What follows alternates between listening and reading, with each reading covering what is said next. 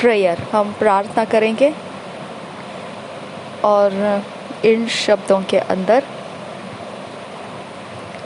हमने कबूली के शब्द होते हैं। ये बोलते समय अगर हिंदी में बोलना चाहो ये शब्द आप हिंदी में बोल सकते हैं, इंग्लिश में बोलना चाहो आप इंग्लिश में बोल सकते हैं, अपनी भाषा में समझ के साथ आप बोलना चाहो आप अपनी भाषा में समझ के साथ बोल सकते हैं, लेकिन हमने मुंह से बोलना बेहद ज़रूरी है। Dear father, I thank you for making my heart your home, thus making me inseparably one with you to enjoy a rich fellowship with you. Thank you for the glory of your presence in my life and the transformation from glory to glory. In Jesus' name, Amen. प्यारे पिता, मैं धन्यवाद करता हूँ, मेरा हृदय तेरा घर बना लिया इसीलिए, जिसकी वजह से मैं तेरे साथ एक हो गया, कभी भी अलग ना होने इस प्रकार से। और मैं इसको आनंद करता हूँ कि ऐसी बढ़िया संगति, सहभागिता तेरे साथ मुझ में है। धन्यवाद हो तेरे उपस्थिति की महिमा जो मेरे जीवन में है और परिवर्तित करती है मुझे, बदलते जाती है मुझे महिमा से महिमा की ओर। यीशु नाम में, आमीन। आज मनन करने के लिए जो वचन है जॉन 14 चैप्टर 16 वर्स से 18 verse, Galatians 4 chapter 6 verse, Colossians 1 chapter 26-27 verse. आज मेडिटेट के लिए, मनन करने के लिए जो वचन है यूहन्ना रचित सुसमाचार 14 अध्याय 16 से 18 वचन, गलतियों की पत्री 4 अध्याय 6 वचन, कोलोसियों की पत्री 1 अध्याय 26 से 27 वचन।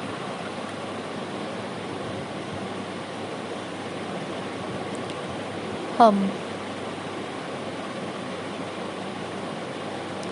इंग्लिश में पढ़ेंगे किंग्स जेम्स वर्शन में से, हिंदी में पढ़ेंगे BSI बाइबल में से। जॉन 14 चैप्टर 16 to 18 वर्स पढ़ेंगे इंग्लिश में किंग्स जेम्स वर्शन में से। And I will pray the Father, and he shall give you another comforter, that he may abide with you forever, even the Spirit of truth, whom the world cannot receive, because it seeth him not, neither knoweth him. But ye know him, for he dwelleth with you, and shall be in you. I will not leave you comfortless, I will come to you. यही वचन को हम Hindi BSI Bible में से पढ़ेंगे। यूहन्ना रचित सुसमाचार 14 अध्याय 16 से 18 वचन। मैं पिता से विनती करूंगा और वह तुम्हें एक और सहायक देगा कि वह सर्वदा तुम्हारे साथ रहे, अर्थात सत्य का आत्मा, जिसे संसार ग्रहण नहीं कर सकता, क्योंकि वह न उसे देखता है और न उसे जानता है। तुम उसे जानते हो, क्योंकि वह तुम्हारे साथ रहता है और वह तुम में होगा। मैं तुम्हें अनाथ नहीं छोड़ूंगा, मैं तुम्हारे पास आता हूँ। और एक बार पढ़ेंगे यूहन्ना रचित सुसमाचार 14 अध्याय का 16, 17 और 18 वचन। मैं पिता से विनती करूंगा और वह तुम्हें एक और सहायक देगा कि वह सर्वदा तुम्हारे साथ रहे, अर्थात सत्य का आत्मा, जिसे संसार ग्रहण नहीं कर सकता क्योंकि वह न उसे देखता है और न उसे जानता है। तुम उसे जानते हो क्योंकि वह तुम्हारे साथ रहता है और वह तुम में होगा। मैं तुम्हें अनाथ नहीं छोड़ूंगा, मैं तुम्हारे पास आता हूँ।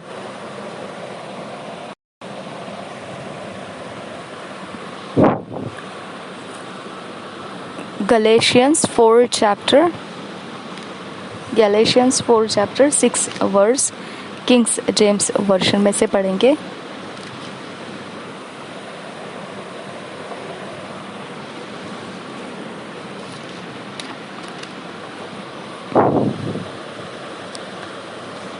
And because ye are sons, God hath sent forth the Spirit of His Son into your hearts, crying, Abba, Father. इसी वचन को हम हिंदी में पढ़ेंगे। गलतियों की पत्री 4 अध्याय 6 वचन।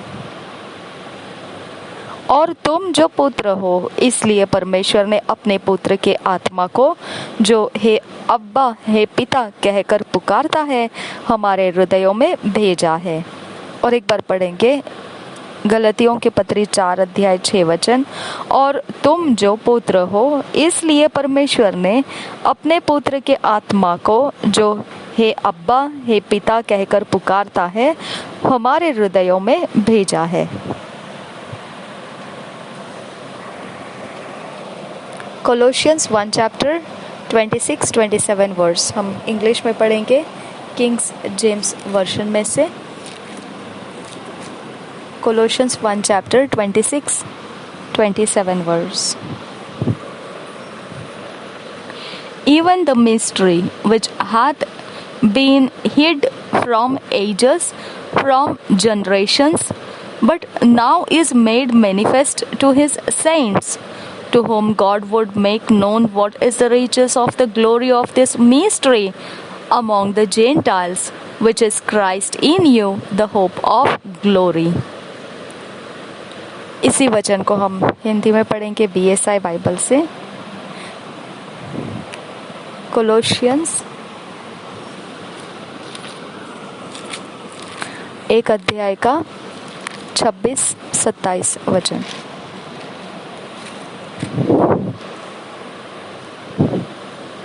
अर्थात उस भेद को जो समयों और पीढ़ियों से गुप्त रहा,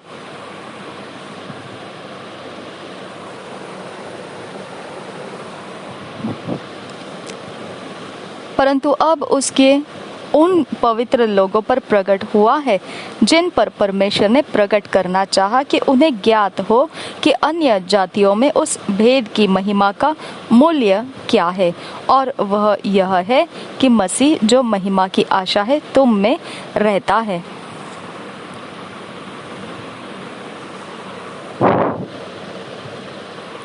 और एक बार पढ़ेंगे कुलोसियों की पत्री 1 अध्याय 26-27 वचन।